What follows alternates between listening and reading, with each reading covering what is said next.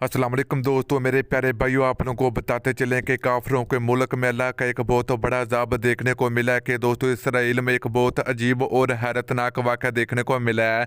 तो दोस्तों अगर आप लोग बच्चे हो तो कमज़ोर दिल वाले तो फिर इस वीडियो से दूर रहें, क्योंकि दोस्तों एक बहुत ही जो कि खौफनाक मंजर देखने को मिला है दोस्तों काफिरों के मुल्क में। तो इस वीडियो के अंदर आपको मुकम्मल आप लोगों को तफसील आप लोगों को मिलेगी।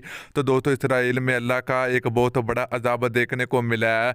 तो वीडियो के अंदर आपको मुकम्मल आप लोगों को तफसील आप लोगों को मिलेगी, तो आप लोगों ने लाजमी वीडियो को अंत तक देखना है।